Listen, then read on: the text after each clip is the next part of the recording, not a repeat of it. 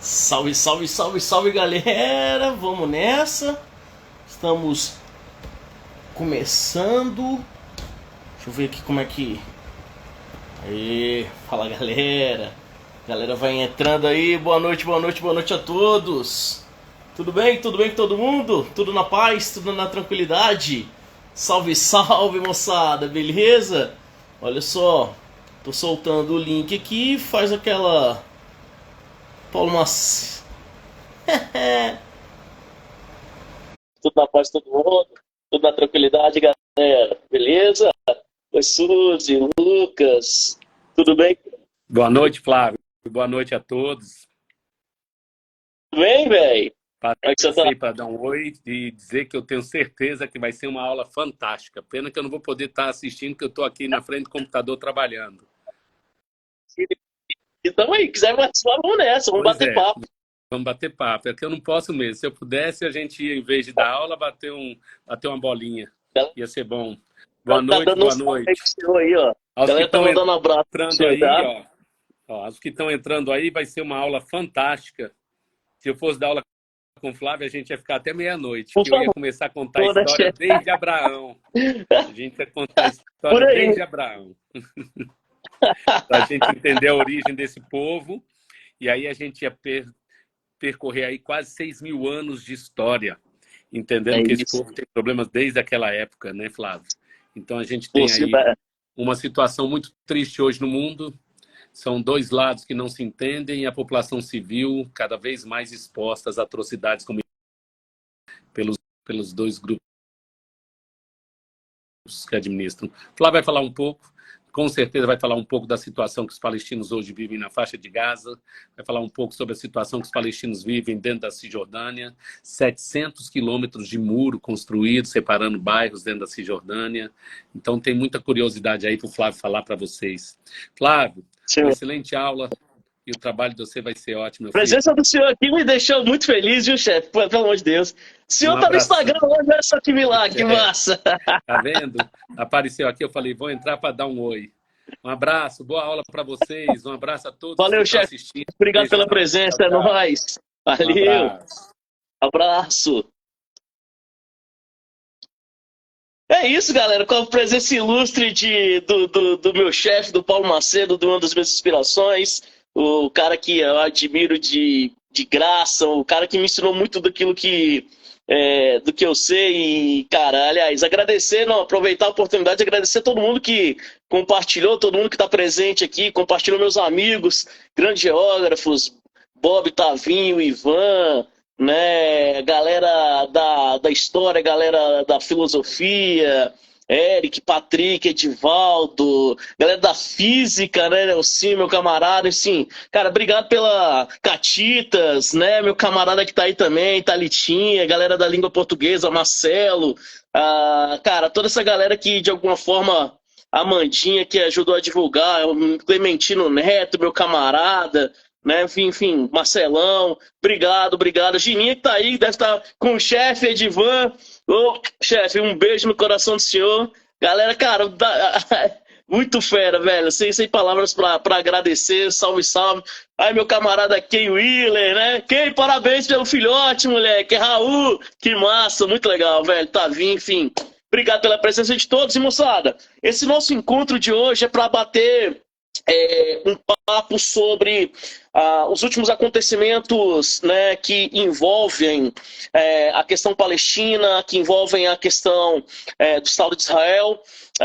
A gente, cara, precisa um pouco de elucidar um pouco daquilo que está de fato acontecendo na região. É preciso que a gente entenda sistematicamente que, assim, geopolítica é coisa muito séria, né? E não dá pra gente ficar ali naquele campo do achismo, não é fla-flu, não é aqui uma escolha de torcida organizada. Eu vi muita gente no Pray for Israel, mas eu também acho que é interessante que a gente compreenda que existem... eu brinco sempre dizendo o seguinte, toda história tem três lados, né? O lado A, o lado B e a verdade, né? Então, assim, e mesmo a verdade, ela não é absoluta, ela é relativa.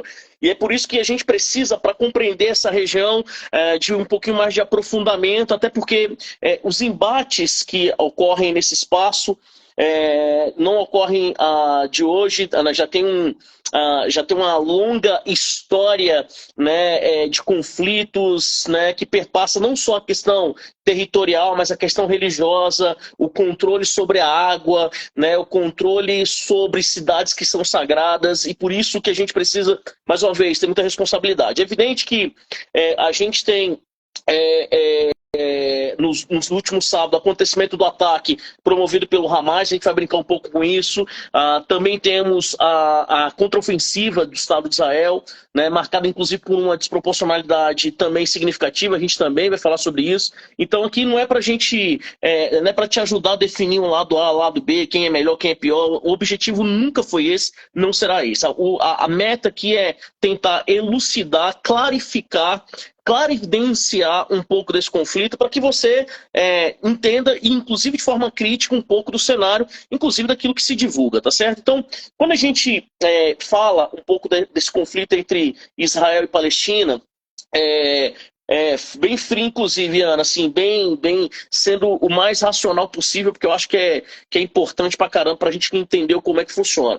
Então, quando a gente fala desse conflito entre Israel e Palestina, né, a gente, cara, precisa fazer um panorama histórico, né? Voltar um pouco na história, voltar nos patriarcas, voltar um pouco na história de Abraão e entender que aquela região é uma região que antes da ocupação, antes de ser Canaã, antes de ser terra prometida, é uma região que já havia sido ocupada por outros povos, né? Cananeus, filisteus, e que desde sempre a tentativa de meio que consolidar essa lógica do destino daquela região fundamentou, estruturou um processo de ocupação ali que desde Abraão, que perpassa aí por Jacó, pelos filhos de Jacó e a formação das 12 tribos de Israel, né?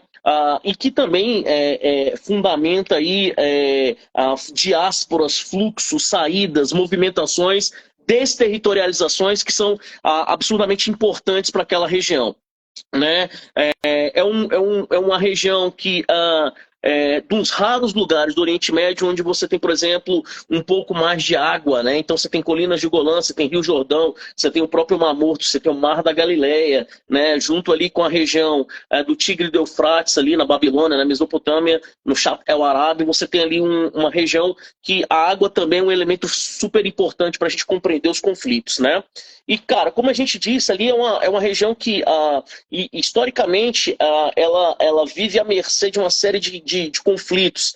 O conflito é pela disputa territorial entre grupos étnicos que têm a mesma origem, praticamente, porque você tem dos filhos de Abraão, né, os filhos de Agar, Ismael, que vão fundamentar ali o que nós chamamos de povo árabe palestino, né? Você tem os filhos de Sara, né, Isaac, que vão dar origem aí às tribos de Israel, né, que por conta de uma grande seca em 1750 são obrigados a se deslocarem em busca de água, né? São nações hidráulicas, né? Então vão em busca de água ali para a região do Egito, lá são escravizados, né? Depois são libertados por Moisés e voltam para a Terra Prometida, que já havia sido reocupada. E ali você vai ter uma série de conflitos, né? Alguns de vocês conhecem um pouco dessa história na formação do judaísmo, né? Com juízes, vem com Josué lutar em Jericó, né? Aí você tem ali Sansão e Dalila, você tem um conflito que vai ajudar a formar o reino de Israel ali com Saul, depois você tem Davi e Salomão, o apogeu,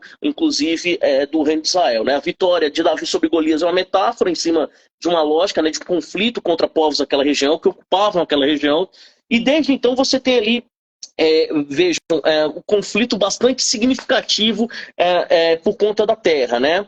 Há um cisma, o reino de Judá e o reino de Israel se dividem, né? Eles se dividem em dois, reino de Judá e reino de Israel, que depois vão ser, mais uma vez, o povo judeu, mais uma vez, fruto de um processo de diáspora. Essa diáspora vai levá-los até a Babilônia, lá eles ficam no cativeiro, e depois vão ser resgatados por Ciro, rei da Pérsia. Voltam, quando voltam, aquela região já está sob domínio dos macedônios, depois sob domínio do que, moçada? Dos romanos, e aí novas lideranças aparecem, dentre elas um cara importante, um cara chamado Jesus Cristo, que vai questionar um pouco dessa estrutura daquilo que nós chamamos de judaísmo, tá certo? Bom, depois da morte de Jesus, para a gente ser muito breve nessa história catequética, né, a gente vai ter, em 70 depois de Cristo, a grande diáspora judaica, né, 66 você tem ali a revolta dos Zelotes, depois de 66 você tem uma tentativa de dominação mais dura, mais violenta,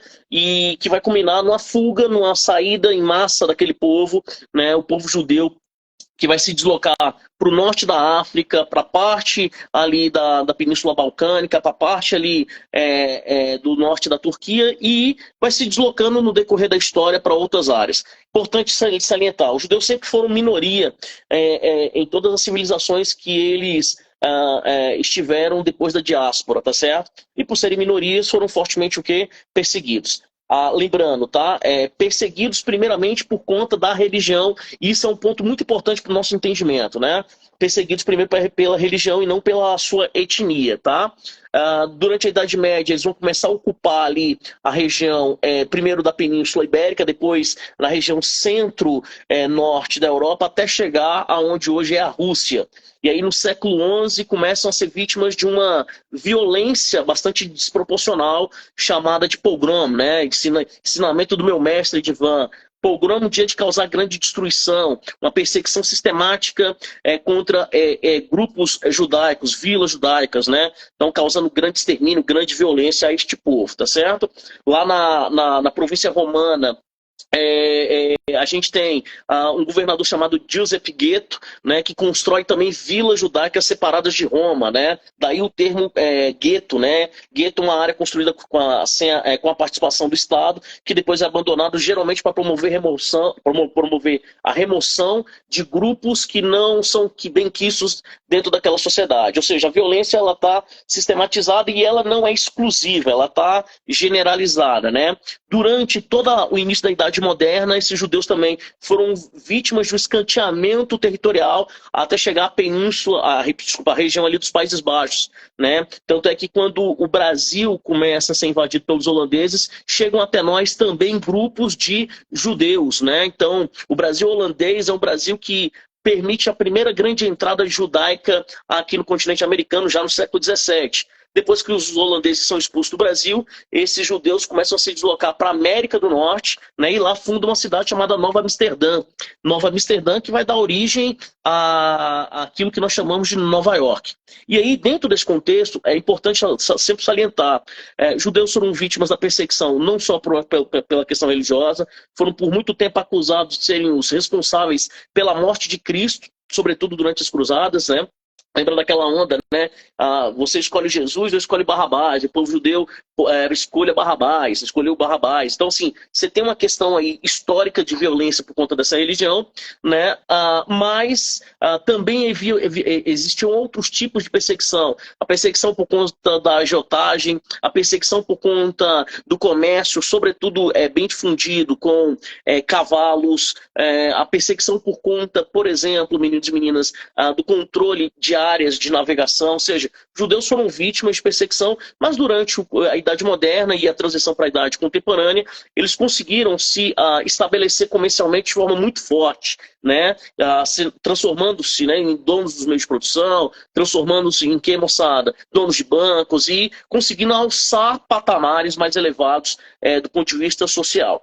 O que acontece a partir do século XIX? A partir do século XIX, nós temos, aliás, eu sempre brinco para quem é meu aluno, que o século XIX é o século do nacionalismo, ou dos nacionalismos. Você tem pan-eslavismo, você tem russificação, você tem, por exemplo, pan-germanismo, você tem pan-italianismo, você tem um movimento importante que é o movimento sionista, tá? Já no finalzinho do século XIX. Só que o século XIX ele é marcado por uma violência que é desproporcional, que não é mais uma violência por conta da religião, já é uma violência étnica. Surge aí o chamado antissemitismo, tá? Ou seja, a perseguição passa a ser uma perseguição atrelada ao quê, galera? A questão étnica. E aí você tem um detalhe que eu acho que é muito importante. Você tem um caso chamado Defran, né, que é um soldado que participa da Guerra Franco-Prussiana de origem judaica, por parte da França, que é acusado de ser de entregar, né, segredos de guerra para a Prússia durante a Guerra Franco-Prussiana. E aí, em função disso, você percebe que passamos a ter uma política deliberada de Estado, né, de perseguição aos judeus. Um jornalista chamado Émile Zola, editor-chefe da Folha Parisiense, consegue comprovar que o Defran não tinha culpa nesse segredo e consegue tirar ele da linha de embate final do tiro. Mas percebam, né, aqui ficou perceptível que há uma violência que é uma violência estrutural, que é uma violência de Estado. E essa violência de Estado vai fazer com que comunidades judaicas espalhadas pelo planeta Terra comecem a se organizar. E essa organização vai produzir o primeiro Congresso Sionista em 1898, 1899, tá certo? Vai ficar salvo, galera. Então, ali o primeiro Congresso Sionista, comandado pelo Theodor Herzl, né, vai produzir o quê? Uma narrativa. E que narrativa é essa? Para que essa violência sistemática contra os judeus seja de fato combatida, é necessário que os judeus tenham um Estado próprio, um Estado para chamar de seu. E esse lar judeu é um lar judeu na Palestina. Vamos lá. Palestina vem de pátria ancestral, um local ocupado tradicionalmente por grupos étnicos, né, que confrontaram em um determinado momento com os judeus, mas não só com eles, né. Essa Palestina estava nesse momento sob domínio do Império Turco-Otomano, né. E judeus e palestinos convivendo com determinada harmonia, apesar da violência do próprio império, tá certo? Então, assim, não existia não existia, pelo menos na contemporaneidade, esse conflito de ordem sistemática entre os dois grupos. O que acontece? Bom, quando eu crio um lar judeu na Palestina, teoricamente, eu estou construindo uma ideia de que, para existir, esse povo precisa daquele território, que é aquele território enviado por Deus, simbolicamente, né, para aquele povo, Canaã, Terra Prometida, aquela onda toda. Só que existe um povo morando lá, existia um povo morando lá.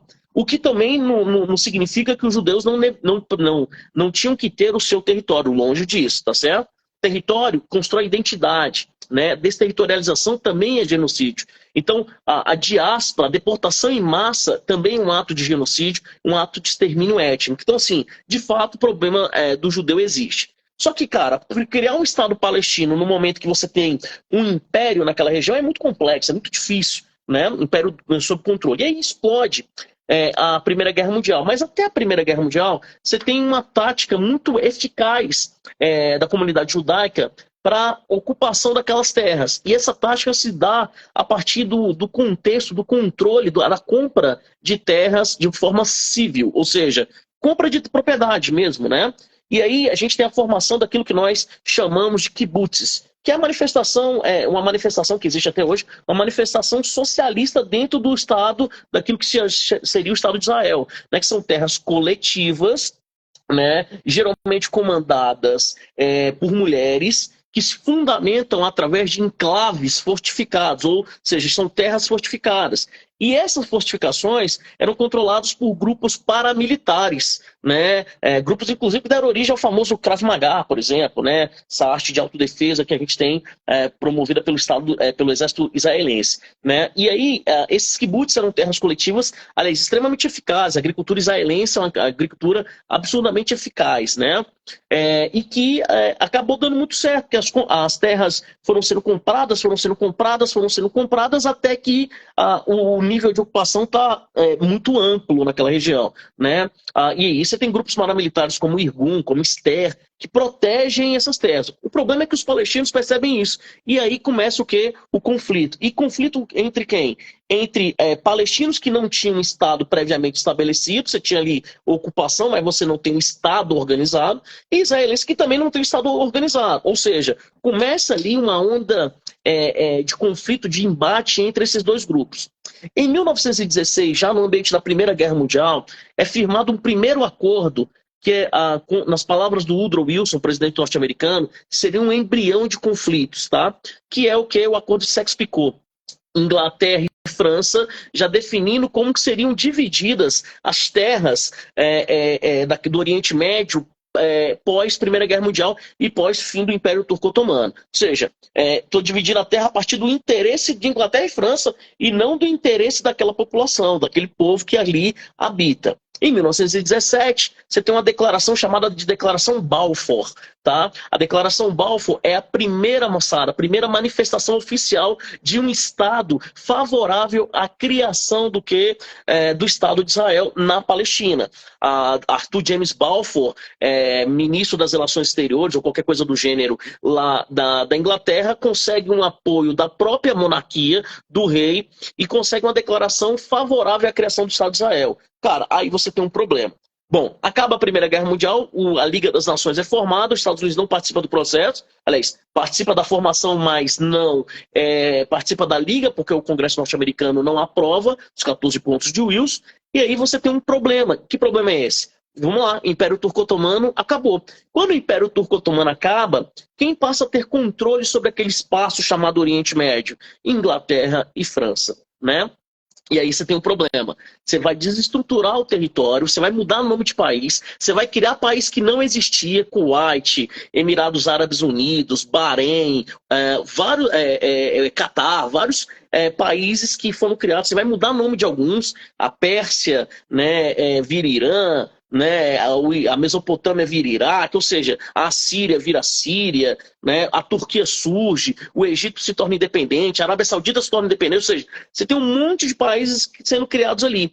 E o Líbano fica com mandato francês, enquanto a Palestina fica com mandato britânico. E o que a Inglaterra vai fazendo? A Inglaterra vai, empurrando com a barriga, não resolve a situação, não cria o Estado palestino, como também a França não criou o Estado do Kurdistão, como também não cria o Estado judeu. Massa. Em 1935 vem as leis de Nuremberg, já na Alemanha, e começa uma política de deportação em massa, né? Deportação em massa de judeus. A deportação em massa desses judeus para onde?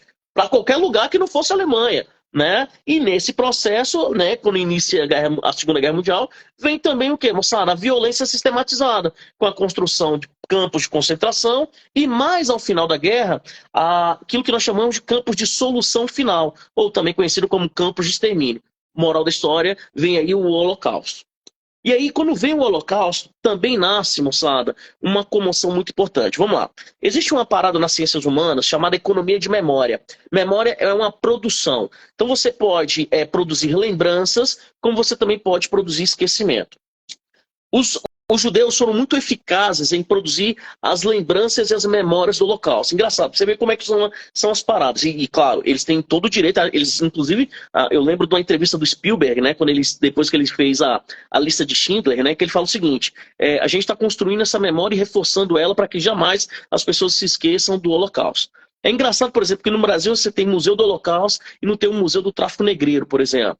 Né? Então, assim, isso já demonstra o Brasil que é o país que recebe a maior comunidade judaica oriunda do pós-Segunda Guerra Mundial. É o Brasil que recebe, depois a Argentina. Né? E aí é engraçado, e de judeus e também de alemães, né? Engraçado essa perspectiva. Né?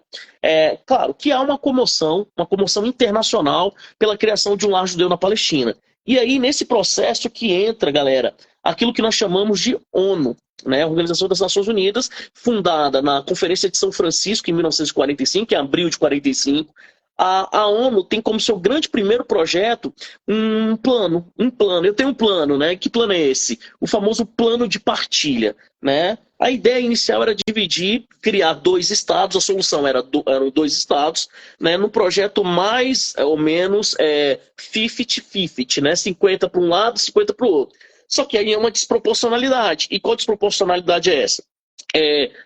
85% da população da Palestina naquele momento, desse espaço, era a população de origem palestina, né?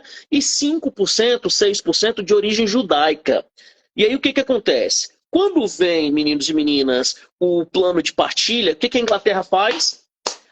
A Inglaterra vaza na braquiária, ou seja, a Inglaterra sai, acaba com o mandato britânico. E quando ela acaba com o mandato britânico, evidentemente os árabes falam assim, não, nós não aceitamos isso. Quando eles não aceitam, olha só que parada interessante, dar-se-á início ao quê? A uma guerra chamada Guerra Árabe-Israelense, a primeira guerra chamada Guerra da Independência.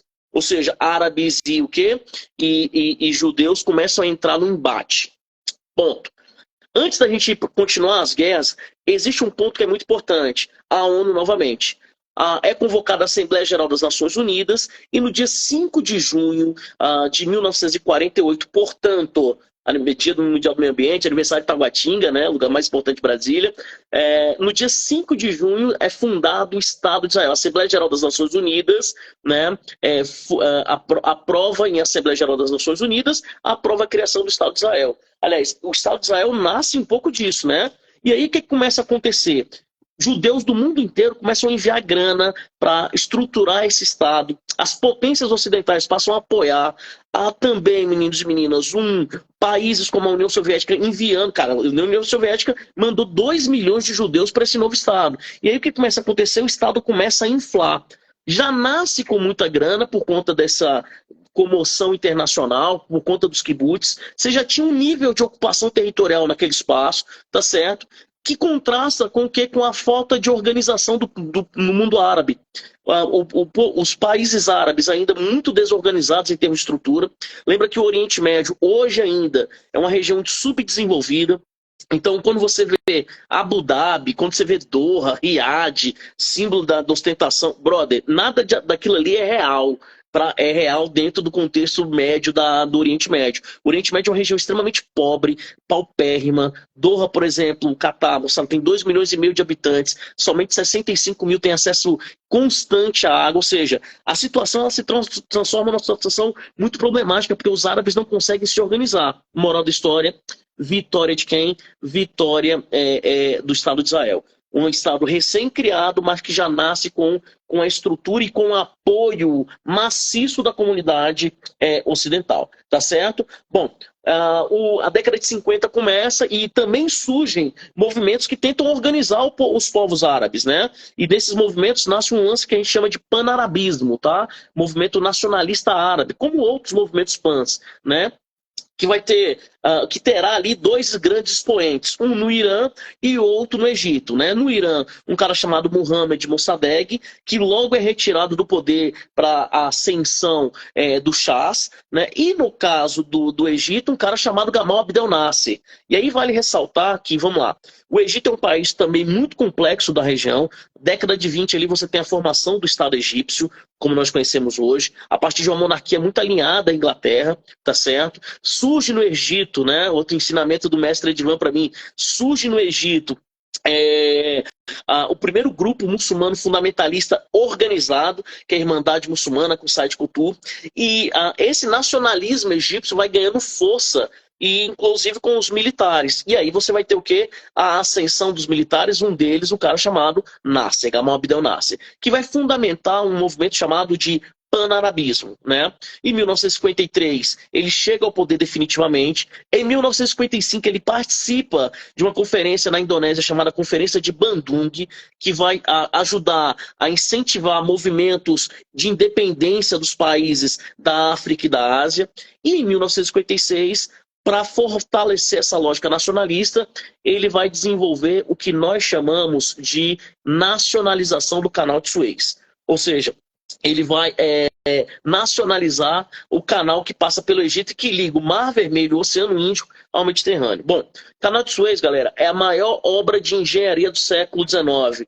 Um canal construído com a ação francesa, né, construído pela França na década de 50, né, justamente para interligar o neocolonialismo asiático das colônias asiáticas à produção econômica e industrial da Europa, tá certo? Só que o Canal de Suez é importante também porque ele ajuda a abastecer aquilo que nós chamamos de Israel, que está ali meio que numa ilha, né, um enclave, né, de países, cercado de países inimigos, né? E aí o Canal de Israel, o Canal de Suez vai ser nacionalizado, paramos de abastecer o Estado de Israel, e quando a gente para de abastecer o Estado de Israel, o que vai acontecer? O Estado de Israel vai atacar o Egito. Começa uma outra guerra árabe-israelense chamada Guerra do Canal de Suez. Moral da história, França e Inglaterra envolvidos diretamente nesse conflito, né?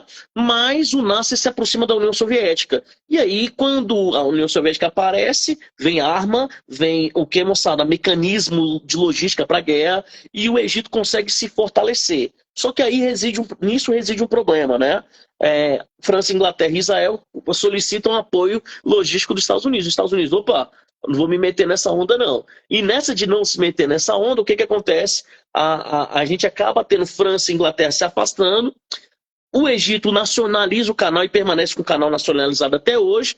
E Israel vence militarmente, mas perde o quê? O acesso direto do canal. Então, ou seja, você tem ali um problema. Israel percebe que ele está cercado de inimigos numa terra que, teoricamente, foi dada para eles sem que houvesse diálogo qualificado do processo. E a consequência disso aí vai ser o quê? Conflito. Começa a década de 60, o panarabismo ajuda a fomentar a criação de uma organização, né, chamada Organização pela Liberdade Palestina, que vai ter um braço armado chamado Al-Fatah, tá certo? Nasce na década de 60 também a OPEP, Organização dos Países Exportadores de Petróleo, que começa a pensar na nacionalização dos recursos, até porque o petróleo dessa região era comandado dessa região que eu falo, Oriente Médio, comandado por 7 empresas, 5 norte-americanas e 2 britânicas. Ou seja, você tem um controle muito violento, né, do petróleo. Os países, né, recebem só royalties, pequena parcela do lucro, não ficam com lucro maciço do petróleo da região. E aí vem o que? Talvez a guerra mais importante de todas, né, que é a Guerra dos 6 Dias. Porque a Guerra dos 6 Dias, aliás, tem um filme que está rolando no Casa Park, né, sobre isso. A Guerra dos 6 Dias vai configurar um projeto que não é só de ocupação territorial para a criação de um lar. Vai criar também um projeto expansionista judeu. E vale ressaltar um ponto que é muito importante. Em 1948, a vitória do Estado de Israel na Guerra de Independência produziu um dos fenômenos mais tristes e violentos da história, né, que é a diáspora palestina, a chamada Al-Nakba. Só no ano de 48/49 nós tivemos pelo menos 750 mil pessoas da Palestina sendo obrigadas a saírem de seus países. Tanto é que hoje o número de refugiados palestinos, impedidos inclusive de voltarem para a faixa de Gaza ou para a Cisjordânia, é de algo aproximado de 6,9 milhões de pessoas. Ou seja, começa uma diáspora palestina absurdamente violenta, né? E na década de 60, além de produzir a diáspora, você também tem um projeto expansionista judeu, né? Esse expansionismo vai se configurar na Guerra dos 6 Dias, em 1967. Na Guerra dos 6 Dias, você tem o quê? O Estado de Israel tomando as colinas de Golã, né, da Síria, né, um reservatório de água potável do Oriente Médio, né, e eu brinco sempre dizendo, mata-se mais no Oriente Médio por falta de água do que por território, religião e petróleo juntos. O problema do Oriente Médio, isso é importante, das 15 nações que vivem sob situação de escassez hídrica, vivem em situação de escassez hídrica no planeta, 12 estão no Oriente Médio. A ONU determina que todo mundo que vive com menos de 1.700 metros cúbicos de água por ano, esses países são considerados países que a população vive com menos de 1.700, países que vivem sob escassez hídrica. E olha só coisa muito doida. Tem lugares da Jordânia que a população vive com 83 metros cúbicos de água habitante ano, que é o consumo de um brasiliense em um dia e meio. Ou seja, cara, você tem uma situação que é absurdamente complexa.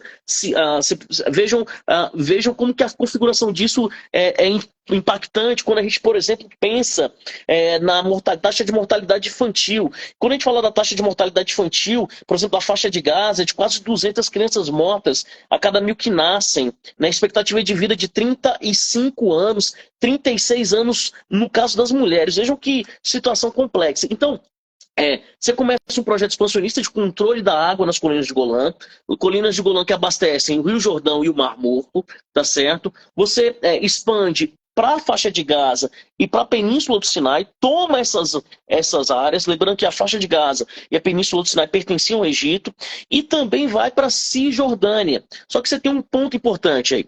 A Cisjordânia guarda, primeiro, cidades sagradas historicamente para todas as religiões monoteístas. Por exemplo, uma delas, Jerusalém, que era considerada uma cidade internacional. Jerusalém é o berço do judaísmo, é a capital do judaísmo, está ali as ruínas do Templo de Salomão, né, com o chamado Muro das Lamentações, mas também é sagrada para o cristianismo, porque tem o Monte das Oliveiras e a Igreja de Santo Sepulcro, e também é sagrada para quem?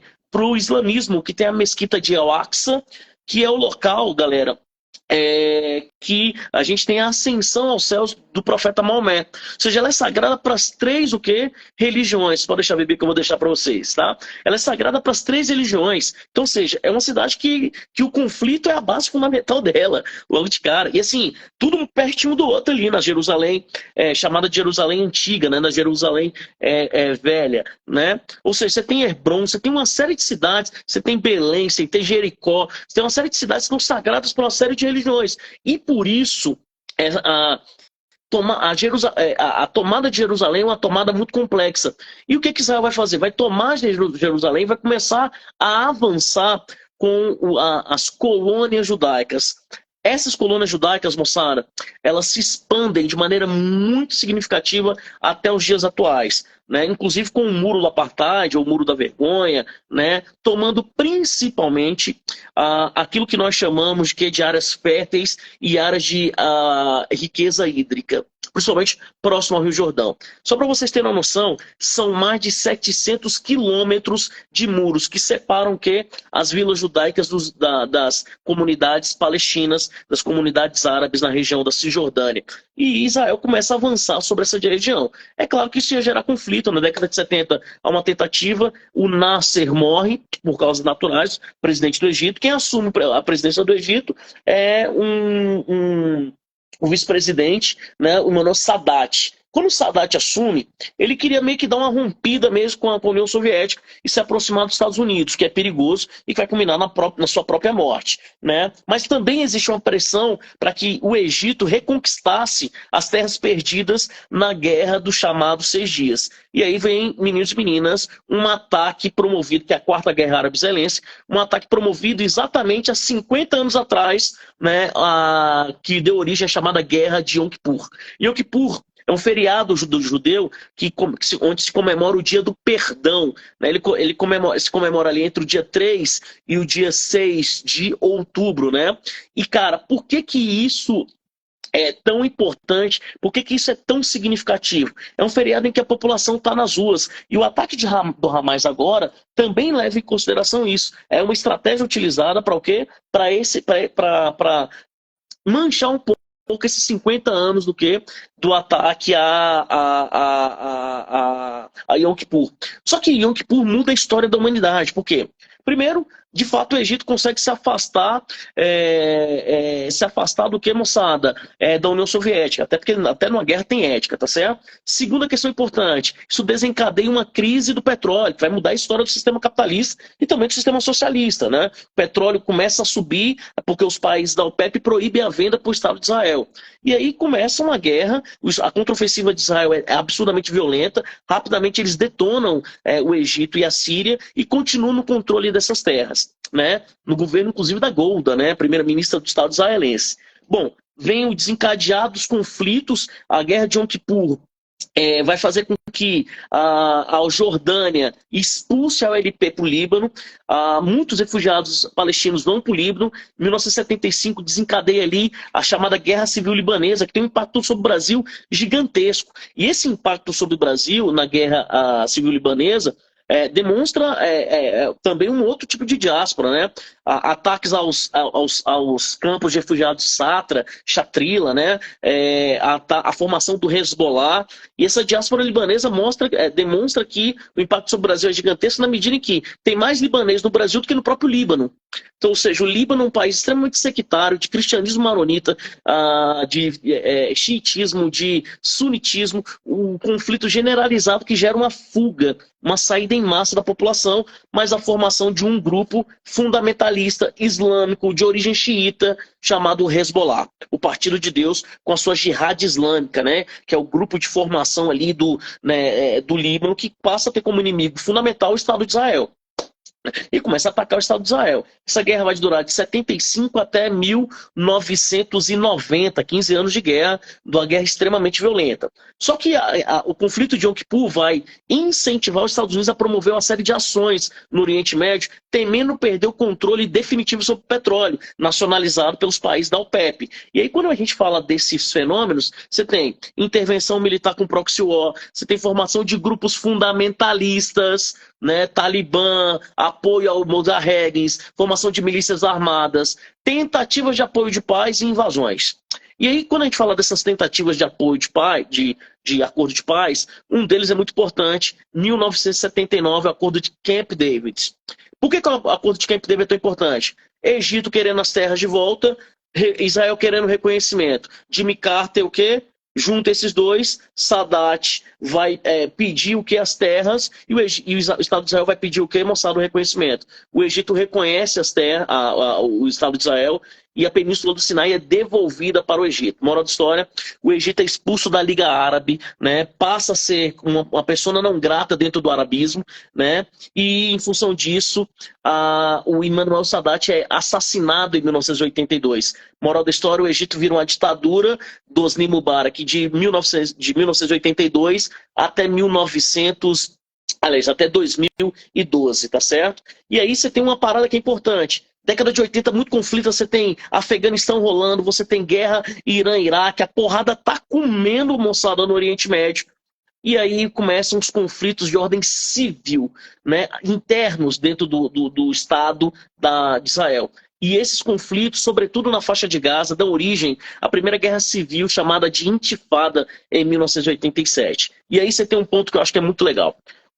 A Intifada é uma guerra desproporcional, é a chamada Guerra das Pedras, Guerra dos Estilingues, crianças, jovens, adolescentes lutando contra tanques de guerra, jovens palestinos lutando contra tanques de guerra de origem israelense. Só que você tem um problema grave aí, era objetivo do Estado de Israel enfraquecer a OLP, enfraquecer o Al-Fatah e criar uma nova perspectiva ali que a gente vai chamar de Autoridade Palestina. Só que o grande barato, moçada, está justamente na faixa de Gaza. A faixa de Gaza é uma área que a parte mais estreita dela tem 4 quilômetros, a parte mais larga tem 16, por 46 quilômetros de comprimento. Só que tem 2,5 milhões de pessoas nessa região. Gente, o eixão sul e norte, para quem está em Brasília, tem gente de outros estados, mas para quem está em Brasília, o eixão sul e norte tem uma distância de 16 quilômetros. Ou seja, eu estou falando, meninos e meninas, de uma população de 2,5 milhões de pessoas condensada numa área que é um pouco mais larga do que, aliás, da largura média menor do que o plano piloto. Você imagina, com 3 reservatórios de água, com um nível de 96% deles contaminados, com um nível de contaminação 327 vezes superior àquilo que a OMS recomenda. Ou seja, a situação é extremamente complexa. Só que esse grupo nasce fortalecido pelo sectarismo, pela divisão do Al-Fatah, pela divisão dos grupos, tá? Exatamente isso, Alex. 360 quilômetros quadrados. Ou seja, esse grupo se fortalece e começa o quê? O conflito com o Estado de Israel. Só que, cara, velho, a Intifada é marcada pela desproporcionalidade. Então você tem 40 mortos israelenses, mais de 1.200 mortos palestinos. Nasce aí a Primeira Guerra Civil, um conflito generalizado. O que os Estados Unidos vai tentar fazer de novo lá em 1992, com Bill Clinton, depois de potencializar todos esses conflitos, vamos tentar fazer um novo acordo de paz. E esse acordo é chamado de Acordo de Oslo.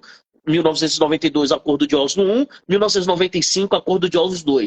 E, de fato, israelenses e palestinos, israelenses liderados pelo Yitzhak Rabin e palestinos liderados pelo Yasser Arafat, decidem fazer um acordo de paz. É até interessante porque tem até de futebol um pouco nisso, né? Em 1990, um cara, na despedida do Pelé, o Pelé é o primeiro cara a colocar um palestino e um judeu sentados no mesmo espaço para trocarem o que, moçada? Trocarem uma ideia, né? Ou seja, conviverem de forma civilizada. Só que você tem um problema aí, né? Existe dentro do Estado de Israel um radicalismo gigantesco. E é preciso que vocês entendam que o judaísmo ele não é homogêneo. Existe o judaísmo progressista, existe o judaísmo ortodoxo, existe o judaísmo que é pró-criação de um Estado na Palestina, e existe o judaísmo que é pró-extermínio palestino. Só que, cara, o Isaac Rabin era um cara que queria o quê? Firmar esse acordo de paz. E em 95, por conta desse aperto de mão dele com Yasser Arafat, lá capitaneado pelo Bill Clinton, o Isaac Rabin é assassinado por um radical judeu. Ao ser assassinado por um radical judeu, todo o projeto de paz, de criação do Estado palestino, tudo isso cai por terra. Né? E quem começa a assumir a liderança política da Palestina, do Estado de Israel, é um partido de extrema direita no Israel chamado Likud. Primeiro comandado pelo Ariel Sharon, depois comandado pelo Benjamin Netanyahu por 3 vezes, que é o atual primeiro-ministro, e aí a política já não é mais pró-criação pró-paz, não é mais pró-criação do que da Palestina. A política é a política mesmo de eliminação, de retirada do povo palestino de lá. Né? Há mais uma intifada em 2000, por conta de profanação da mesquita de Al-Aqsa. Ariel Sharon vai visitar a mesquita de Al-Aqsa. Isso é considerado uma ofensa para o povo palestino, para o povo muçulmano. Mais uma intifada já na Cisjordânia, tá certo? E depois você tem a potencialização desses conflitos. Vale ressaltar que Israel vira uma potência nuclear no meio desse caminho, tá certo? E virar uma potência nuclear significa também ter desproporcionalidades nessas relações, né? E aí vem a década de 2000, com a tentativa, mais uma vez, de produzir acordos que levem à criação de um Estado. Em 2004, a ONU determina que a Palestina evolui, passa a ser um Estado observador, a autoridade palestina sendo a responsável por responder pelos palestinos da Cisjordânia e da faixa de Gaza, né? Em 2014 você tem uma nova onda de conflitos, muitos chamam de Intifada 3, eu acho um certo exagero, mas muitos chamam de Intifada 3, né? Que vai produzir mais uma vez uma série de embates violentíssimos, né? Também desproporcionais, mas também culminará na saída, na retirada dos colonos judeus da Palestina. Ponto. No meio desse processo nasce um movimento chamado Movimento Palestina Livre, né?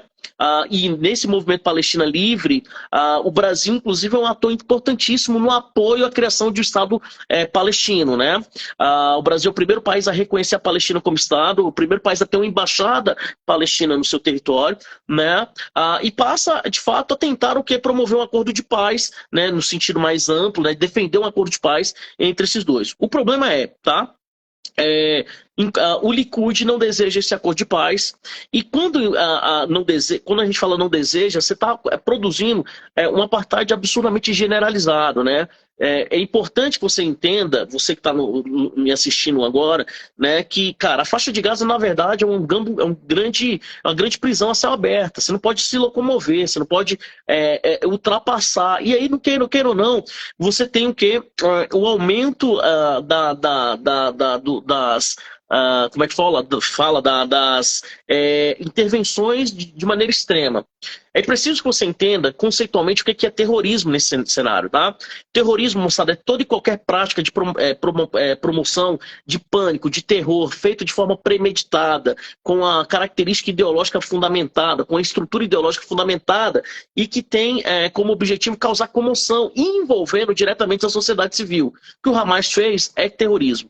Mas o que o Estado de Israel também faz, também é o que, moçada? Terrorismo. Lembra que o terrorismo ele é dividido em ondas, e também dividida em que, moçada? Dividida em características. Então, por exemplo, você tem terrorismo de civilização contra Estado, né, como é o caso da Al-Qaeda. A Al-Qaeda, por exemplo, quando ela ataca o World Trade Center, ela não está atacando o World Trade Center, ela está atacando um símbolo norte-americano, sacaram? Ou seja, ela está tentando atacar os Estados Unidos, civilização contra Estado.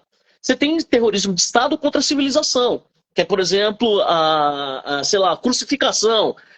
Quando você fala, por exemplo, guilhotina, quando você fala de, por exemplo, queimar as bruxas, ou seja, isso é um terrorismo de quê?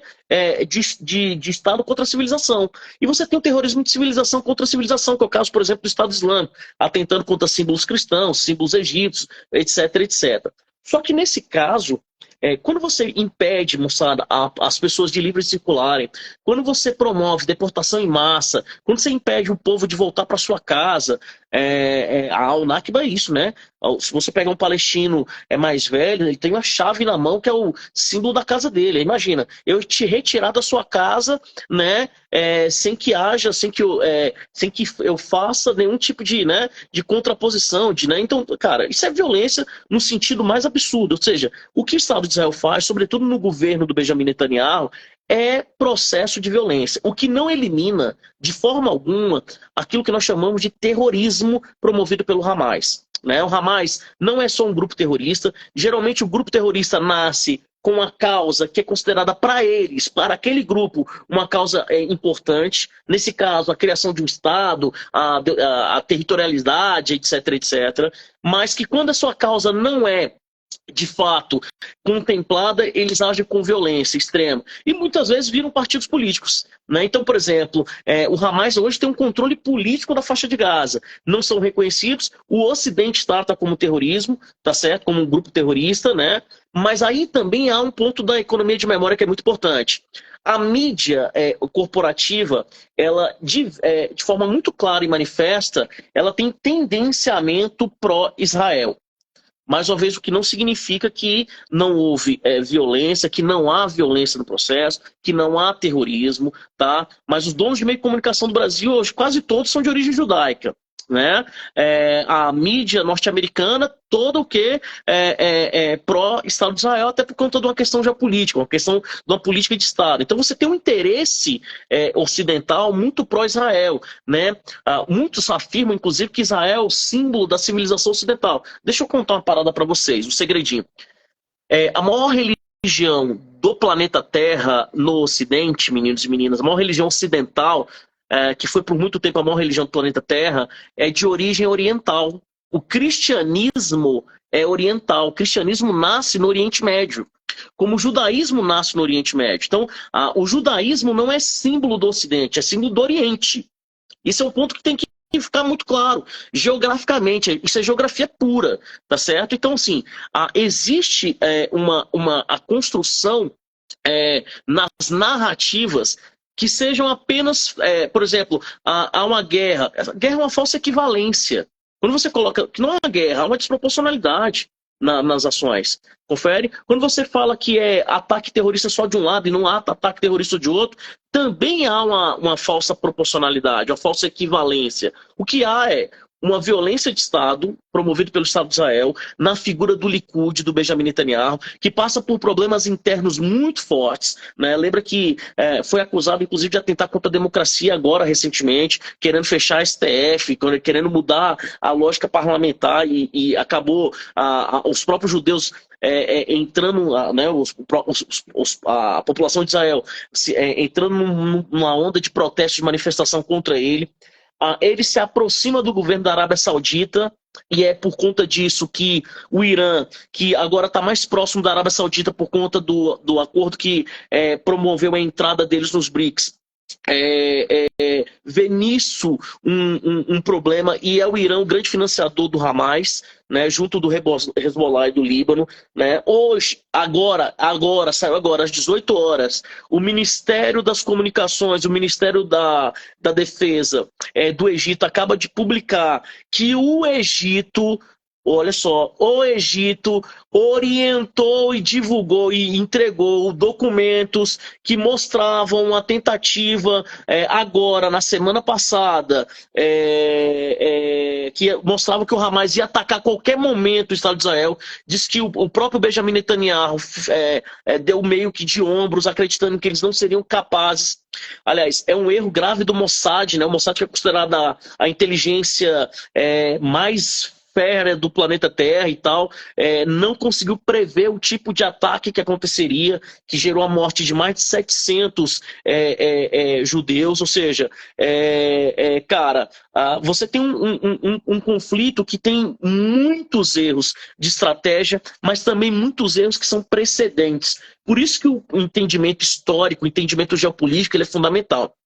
O Hamas é um grupo terrorista. O Hamas luta deslutar pela liberdade do povo palestino. Quando ele promove esse tipo de ataque, ele também ameaça o povo palestino. Agora, para muitos isso é tratado como um movimento de resistência, e tá tudo certo você pode achar o que você quiser, não me interessa nesse sentido. O que interessa é que vocês entendam o porquê do ataque. O ataque é para causar uma comoção e para enfraquecer o Benjamin Netanyahu. Enfraquecer o Benjamin Netanyahu justamente porque essa aproximação dele com a Arábia Saudita não é benquista dentro do Estado de Israel, como também não é benquista dentro do mundo árabe. Lembra que muitos dos financiamentos ao Hamas e também ao Fatah mais enfraquecido, mas sobretudo o Hamas vem das petromonarquias do Bahrein, vem das petromonarquias, por exemplo, da própria Arábia Saudita, vem da própria petromonarquia do Omã, do Catar. Ou seja, tem grana demais envolvida. Agora, cuidado, né? Dentro dessa lógica, a gente tem que tomar muito cuidado justamente com o quê? Com as generalidades. A gente tem que tomar muito cuidado com o quê? Com as narrativas. Então, quando você falar Pray for Israel, cara, você pode fazer o que você quiser. Cuidado só para não estar apoiando um movimento que, na fala do Benjamin Netanyahu, é o movimento de um ataque de um país que vai promover um ataque genocida. Vocês entenderam isso? O ponto é esse. Quando ele fala assim, vamos eliminar. Eu não estou falando de eliminação do Fatah, ele está falando de eliminação do povo palestino. Porque se ele vai eliminar tudo que está na faixa de Gaza, lá tem criança, lá tem adolescente, lá tem mulher grávida, lá tem idosos que vão morrer por conta disso. Né? O que também não justifica qualquer ataque contra inocentes promovidos pelo Hamas. E esse é um ponto que eu acho que é muito importante da gente destacar. Mais uma vez, cara, a gente tem um conflito histórico generalizado, super complexo de ser definido, que precisa de uma solução pacífica e diplomática, que não consegue ser desenvolvida porque não há interesse de quem está no controle político do planeta Terra. Não é só de Israel e Palestina, é do planeta Terra. Já começou errado com o plano de partilha, depois você tem uma violência desproporcional promovida pelo Estado de Israel, você tem usurpação territorial, mas você tem um problema grave que precisa ser resolvido. E se resolve esse tipo de problema, infelizmente felizmente com diplomacia, mas infelizmente a gente não percebe, a gente não observa vontade geopolítica para fazer isso. Quando os líderes, né, ocidentais se manifestam, por exemplo, o Olavo Scholz, que ele fala assim, olha só, é preciso defender o direito de Israel existir. Beleza, Olavo Scholz, é preciso também defender o direito de quê? Do povo palestino existir. O povo palestino também é vítima desse processo. Então a gente não pode pegar uma parte e fazer o quê? Como referência do todo. Da mesma forma que o Likud não representa essencialmente o desejo do povo judeu. E isso, inclusive, pode ameaçar a continuação do partido no poder, tá certo? Mais uma vez, o Benjamin Netanyahu, aliás, eu vi uma cena muito interessante, interessante dentro da análise geopolítica, né, de judeus ortodoxos questionando Benjamin Netanyahu e questionando, inclusive, a simbologia. Ontem, no Conselho de Segurança, o chanceler de Israel fala de extermínio, nós vamos acabar com esse povo. Literalmente, ele usa essas palavras. Por isso que é um ambiente muito perigoso e por isso que quem está aqui, por favor, né, cuidado para não defender bandeiras que depõem contra a sua própria existência.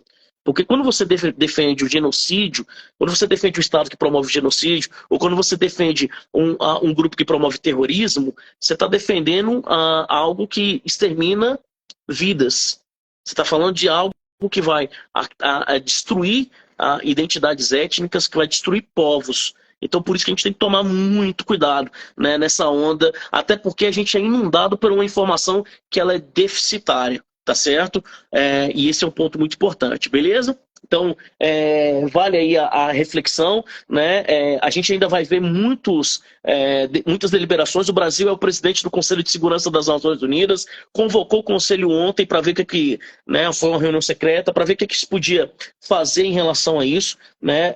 O Brasil vai ter que liderar esse processo, não tem jeito, faz parte da deliberação do Conselho de Segurança, mas Cara, não tem jeito. A gente está precisando, a gente precisa entender e compreender a situação da maneira complexa como ela tem que ser compreendida, tá? E, cara, é um ponto, até tem uma fala aqui do Roberto, meu amigo Roberto Conde, né? Ninguém entende mais de genocídio do povo judeu, acho que é muito válido, mas tem que tomar cuidado também com a economia de memória.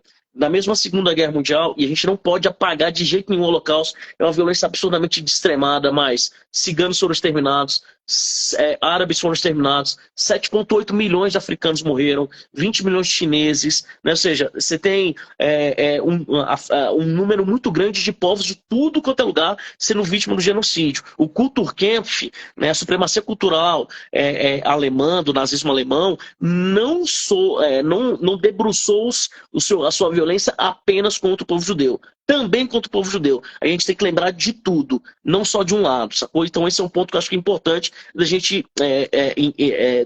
delinear. E isso não pode abrir a prerrogativa para o povo de Israel, para o Estado de Israel, promover genocídio. Não é porque o Estado de Israel sofreu com genocídio que ele tem que promover genocídio. Até porque não foi o povo palestino que promoveu genocídio contra o povo israelense. Então isso tem que ficar muito também bem clarificado e bem materializado na nossa mente. Pode crer? Caraca, moleque, falei pra caramba, né? E aí, vamos ver, vamos ver. Obrigado, Arthur. Tutu, meu camarada. O Vicente aí, se uma coisa justificou, pega a escala de perspectiva 300 mortos para 1000. Não, é mais que isso, né? A gente vai ver, cara, hospital sendo atacado, escola sendo atacada. Mais uma vez, a gente tem que tomar cuidado com as falsas equivalências, para a gente não correr risco de apoiar algo que constrói uma visão deturpada do processo. Né? É preciso que a gente tenha um entendimento muito amplo e que não seja inundado de teses. Eu até discuto isso, assim, tecnicamente, o que o Hamas fez é terrorismo, mas o que o Estado de Israel também faz é terrorismo de Estado. Então, tem terrorista dos dois lados. O meu problema, ontem eu até assisti Fantástico, fiquei meio incomodado, né? O meu grande problema é que, assim, não há essa construção, assim, da mídia falando, pô, o que o Estado de Israel faz é genocídio, o que o Estado de Israel faz é violência de Estado, é terrorismo. Só há guerra, só há terrorismo de um lado, e aí tá errado. Aí é tecnicamente equivocado. E na geopolítica a gente não pode correr esse risco. A gente tem que tomar a partir de elementos técnicos muito bem fundamentados. Então, acho que isso é muito importante para a gente destacar sempre. E outra, sei lá, vamos ver se tem alguém, se estão a fim de fazer perguntas, se tem alguém a fim de participar. Estou aqui para isso, para a gente trocar essa ideia. Falei para caramba e agora é com vocês. E aí, tem pergunta? Dudinha, oi Dudinha, tudo bem? Ju, Bruno, Madu, fala Julinha, tudo bem, cara? Que saudade, velho. Valeu, Malu, Fernando. Pô, peraí que tem uma pergunta aqui. Flavinho, estou lançando vários dados sobre ter uma questão de genocídio palestino há anos. Isso não era falado. Lu, exatamente, tá? A gente tem um problema grave, né? Assim, mais uma vez, o que não justifica a gente atacar civis. Atacou civil é terrorismo e ponto. Né? Cuidado que tem a Federação Palestina soltou uma resolução chamada diz que é a resolução 3743 da Organização das Nações Unidas de 1982 dá o direito à autodefesa. Eu sou um chato com conceito e eu sou um chato mais ainda com dado, com informação, né? Eu li a resolução da ONU de 1982 todinha essa madrugada, todinha. E cuidado para não usar uma deliberação para justificar uma ação do Hamas. Tá equivocado, tá certo? Federação Palestina, você se equivocou, né? Porque não existe isso quando a gente não tem um Estado previamente estabelecido. O direito de resistência em ocupação deve se dar na medida em que você tem o quê? Teoricamente uma ideia da população atacando aqueles que promovem um tipo de opressão. Então cuidado com essas falsas equivalências. Quem mais ganha com essa guerra? Quem mais ganha com essa guerra é quem vende arma. Lembra Tony Stark, né? Que já foi meu aluno, já vem falando isso, né? Nós vendemos as armas que nos enriquecem. Às vezes nos matam, mas nos enriquecem. Quem ganha muito com isso é quem vende arma. Infelizmente. Flávio, você acha que um dia essa guerra irá acabar? Luquinhas, não vejo possibilidade de uma resolução a curto prazo disso, a não ser que haja uma mudança política no Estado de Israel. E essa mudança política no Estado de Israel tem que fazer a ONU também se movimentar. A ONU tem que pressionar o Estado de Israel. Não é possível mais a gente não ter um Estado palestino. Por mais que os palestinos, e com razão, determinam que eles foram usurpados do seu território. Mas é preciso que haja uma solução, e essa solução tem que ser produzida a partir da liderança da ONU, tá? Flávio, o que essa guerra faz com o petróleo? A princípio, ô Vitinho, tudo bem, meu camarada? Que honra, tá? A princípio, Vitinho, a gente não tem efeito no preço do barril do petróleo, porque Israel não é produtor de petróleo. E não tem nenhum país árabe se posicionando. A Arábia Saudita hoje falou, ó, nós estamos do lado da Palestina, mas não houve nenhum tipo de posicionamento contrário à venda de petróleo para o Estado de Israel. Então, a princípio, nada, tá certo? Por enquanto. Mas a gente tem que ver os desdobramentos do conflito para sacar o que vai de fato acontecer. Por onde vem a motivação primordial, Luquinhas, do conflito? A questão territorial. Ponto. Um acha que aquela terra foi enviada por Deus, outro ocupa aquela terra antes dessa mensagem divina, e cada um acha que é dono dessa terra. Ponto final. Sacou? Flavinho, por que o Israel não é visto também como um grupo terrorista, ou um Estado terrorista, bombardeia hospitais e promove genocídio de crianças?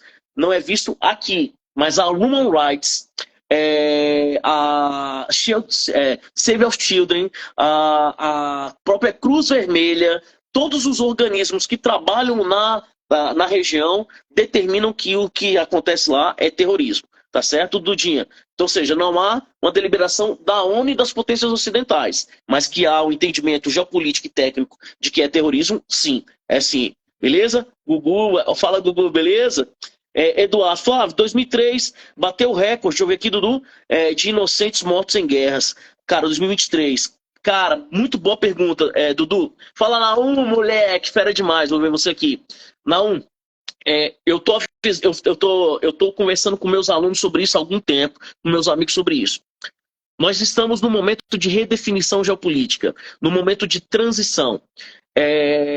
Guerra da Rússia, conflitos em Mianmar, conflitos no Iêmen, conflitos na região do Sahel, na África. A gente pode voltar a ter uma espiral de conflitos muito significativa. Por isso que a gente precisa tomar muito cuidado com que tipo de liderança geopolítica o mundo está deixando se influenciar, né? Então, assim, é um momento muito tenso. A gente vai ter, na minha visão, a ampliação dos conflitos nas próximas décadas, tá? Sobretudo na próxima década. Então, assim, é preciso fazer com que a geopolítica resolva essa questão de forma diplomática. Lembre-se, tá? O contrário da diplomacia é a guerra, mas a guerra também é uma forma de fazer política. Isso é um ponto muito importante, tá? Então acho que a gente precisa, né, entender isso. Eu estou tentando responder as perguntas aqui dentro do negócio, mas se eu não responder, tá difícil, que tem muita pergunta. Professor, quando o Estado de Israel foi criado, não foi também autorizado a criação do Estado árabe, a criação do Estado palestino? Não. Não, o plano de partilha previa, Roberto, boa pergunta, meu velho, em 47, só que em 48, aí você tem a desproporcionalidade, em 48 você tem a criação do Estado de Israel, mas não tem a criação do Estado palestino. Ou seja, um foi criado e o outro não, sacou? E até hoje, como aconteceu com o Kurdistão, até hoje nenhum desses estados são criados, tá certo? E não criar. Bom, não aceitar o Estado, não aceitar também é uma indulgência. E houve uma proximidade da criação. Só que, cara, depois que eles não aceitaram, a ONU não se posicionou. Então, ficou por isso mesmo.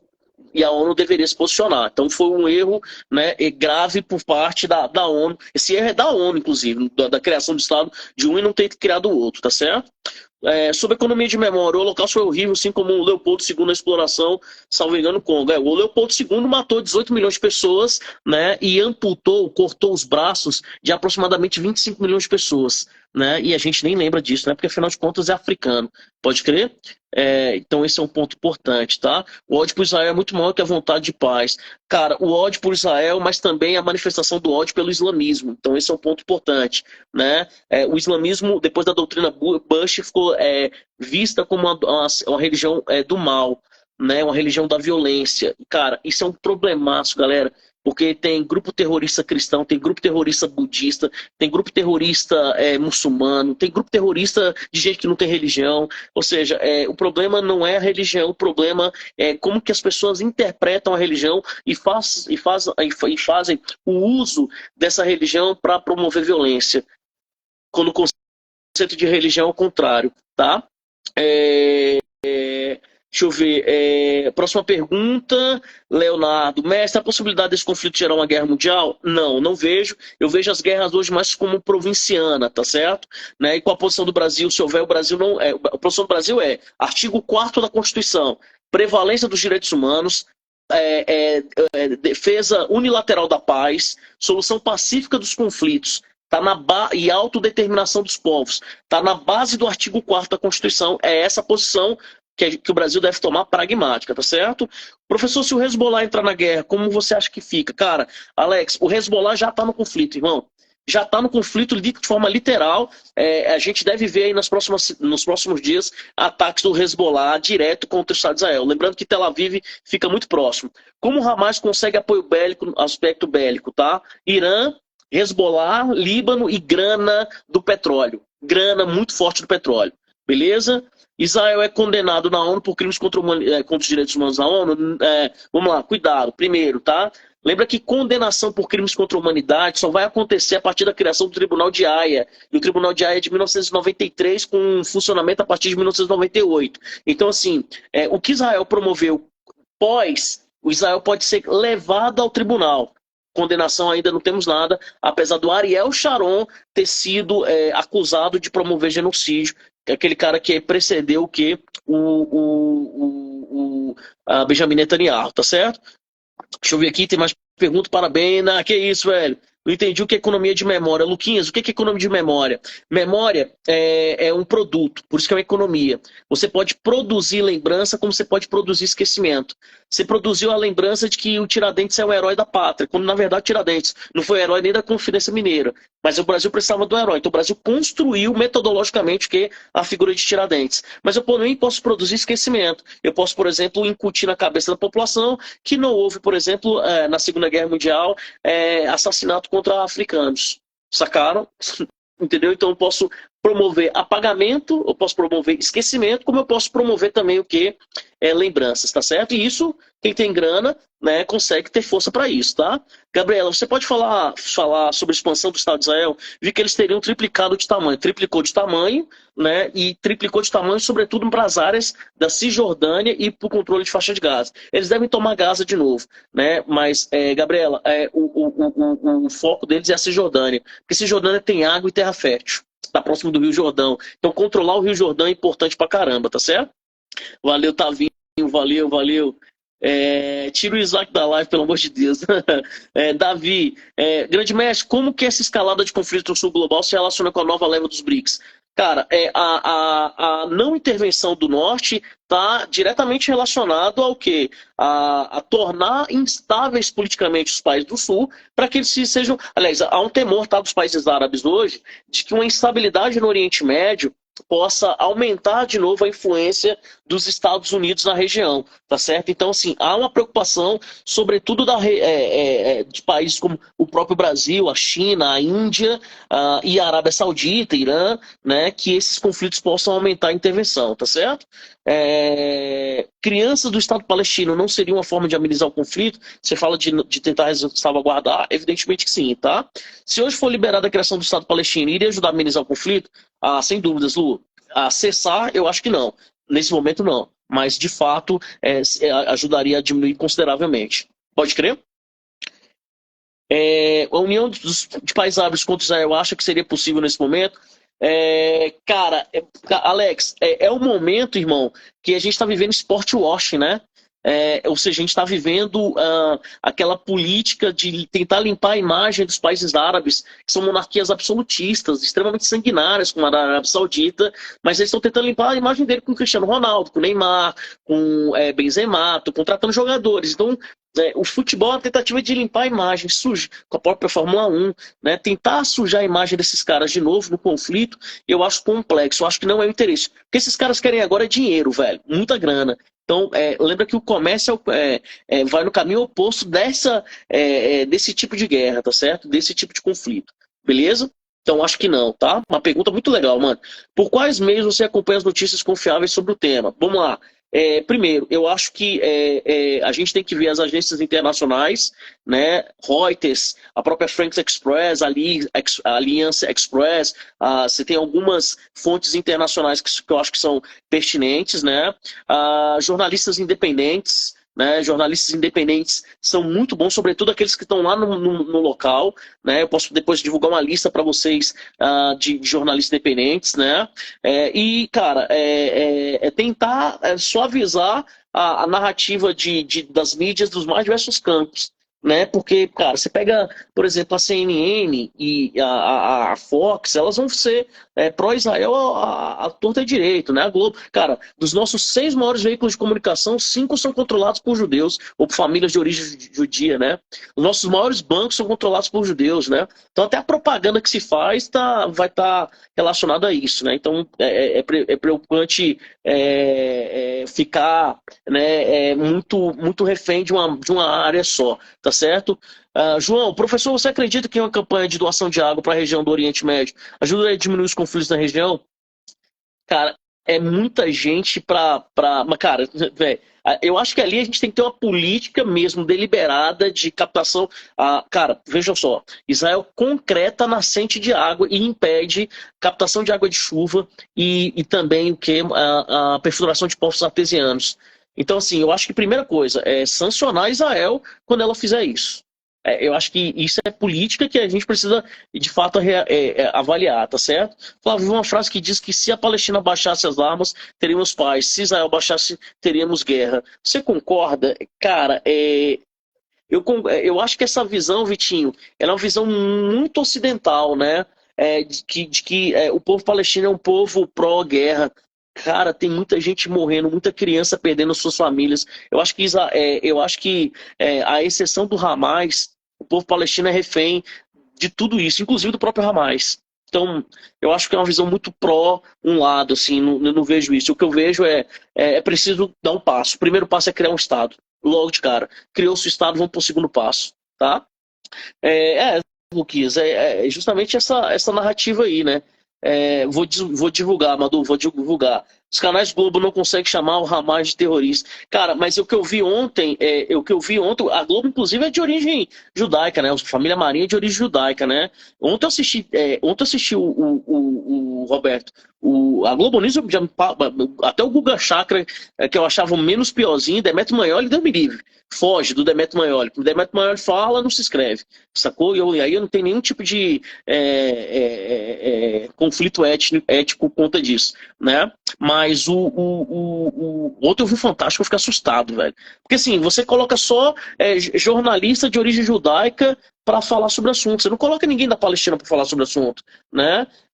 Então, cara, saca? Então, assim, parece que só tem um lado que tá promovendo morte, sangue, dor, e eu acho isso super perigoso. Super perigoso mesmo. Beleza? Caraca, moleque, falei pra caramba. E aí, mais alguém? Alguém quer participar? Alguém tem alguma pergunta? Cara, que perguntas feras, galera. Muito legal. Pô, 100 pessoas em média aqui. Agora deu uma caída um pouquinho, mas mais de 100 pessoas aqui na live. Tá? Pô, feliz demais. Emanuele, meu amor, diga aí, ó. Flávio, então hoje esse conflito deixou de ser religioso e passou a ser um desentendimento do uso desse espaço geográfico. Meu amor, é exatamente isso. Assim, a questão é muito menos religiosa, porque, Emanu, a gente coloca a culpa de tudo que acontece no Oriente Médio na religião. E eu vou repetir, galera, se mata mais no Oriente Médio por falta de água do que em relação a petróleo, território e religião juntos. Essa narrativa de que a religião é o maior problema local é uma coisa construída pela doutrina Bush após os atentados de 11 de setembro, mas não é nem de longe a realidade. É a justificativa utilizada para combater o terrorismo e dominar o petróleo regional. Foi isso que os Estados Unidos tentou fazer com a invasão do Iraque e a invasão ao Afeganistão. lembrando, tá, que o Iraque só se transformou no inimigo dos Estados Unidos porque o Iraque foi uma produção dos Estados Unidos. Porque o Saddam Hussein chegou ao poder com um golpe de Estado apoiado pelo quê? Pelos Estados Unidos na década de 70.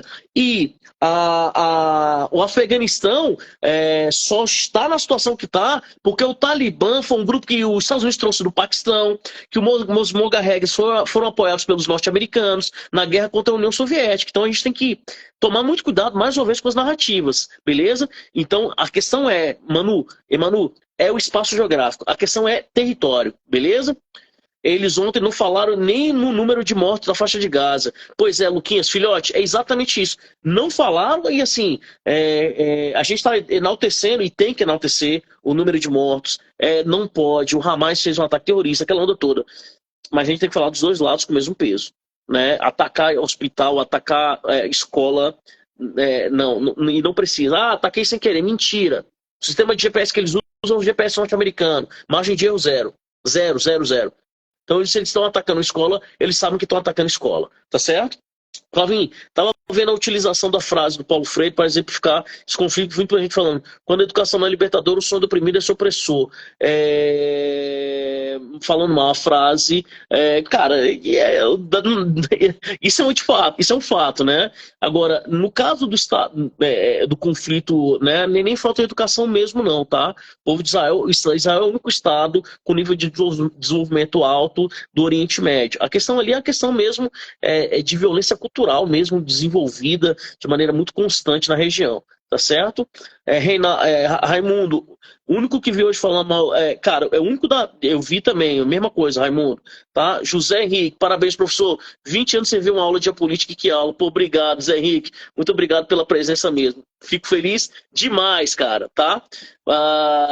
Pô, obrigado, Carlinhos, valeu demais, meu velho, pô, a audiência de vocês pra mim, é espetacular, pô, obrigado mesmo pela presença, mas sobretudo obrigado pelos meus grandes amigos que estiveram aqui, ajudaram a divulgar, estão fazendo meus alunos, meus, cara, queridos parceiros de trabalho que ajudaram a divulgar esse trampo. O objetivo aqui não mais uma vez, pro A, pro B.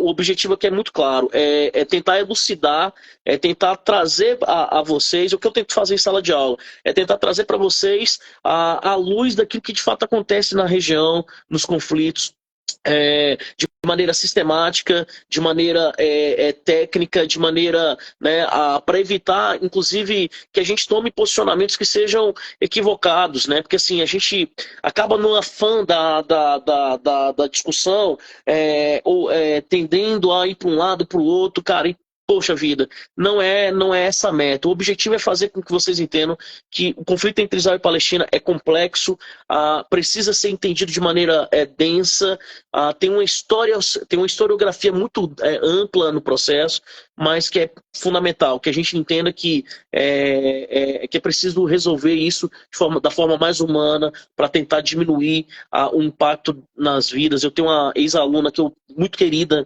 minha que está lá, que é a Rebeca, uma pessoa que eu amo de paixão, rubro-negra como eu, né, que estava lá e assim, eu já logo fiquei preocupado, já vi que ela está bem, mas assim, é importante que a gente tente salvaguardar a vida dos inocentes, porque guerras geralmente são feitas por gente que não luta a guerra, são produzidas por gente que não luta a guerra. E por isso que eu falo, tome cuidado com as narrativas. A gente vendeu que na guerra entre Rússia e Ucrânia só tem um demônio, só tem um vilão.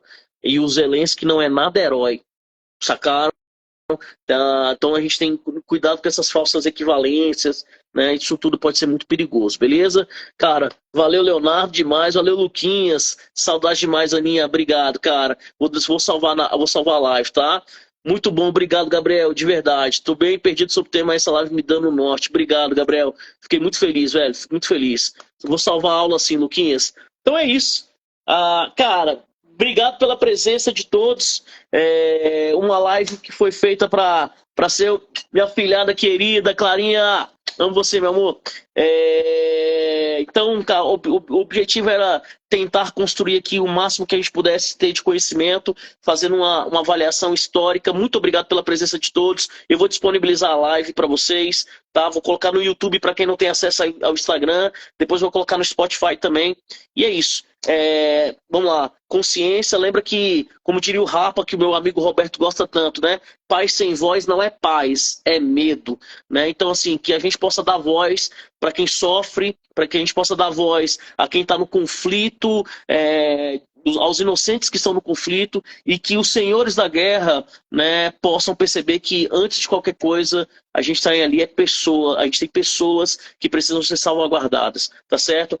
Que a paz reine, mas que a voz seja, a voz dos oprimidos seja o que sempre evidenciada, tá certo? Muito obrigado, valeu. Valeu, Edson, obrigado, meu velho. Bibi, obrigado, meu amor. Valeu, Thiaguinho, Jordana, valeu, Bruno Melo, valeu, Bruno Holanda, valeu, meu velho. Lu, amanhã é nós. Valeu, Bárbara, oi, oi, oi. Valeu, valeu. Obrigado, galera. Massa. Obrigado, Dininha. Manda um abraço pro chefe. Ele que me ensinou tudo. Amo vocês. Beleza? Valeu, valeu, Vini. Obrigado, Isma. Obrigado, meu velho. Tamo junto, tá? Valeu, Jordana. Obrigado, meu bem. E é isso, galera. Um beijo a todos. Fiquem bem. Qualquer dúvida, eu tô aqui à disposição. Se for necessário, a gente vai se encontrar de novo para bater mais um papo. E até a próxima. Lembre-se, tá? Olha só. Consciência, galera. Valeu. Um beijo. Fui! Valeu, Betina. Valeu, Thalitinha. Obrigado, meu amor. Valeu, valeu, Raimundo. Valeu, Jonathan. Obrigado, meu camarada. Obrigado por esse serviço de elucidar as coisas por todos nós, professor. Obrigado, valeu, obrigado demais. Valeu, velho. Vicente, tamo junto, meu velho. Valeu, Luquinhas. Ô, Luizinho, tamo junto, meu irmão. Valeu, Catitas, grande professor de história, meu camarada. Tamo junto, nós.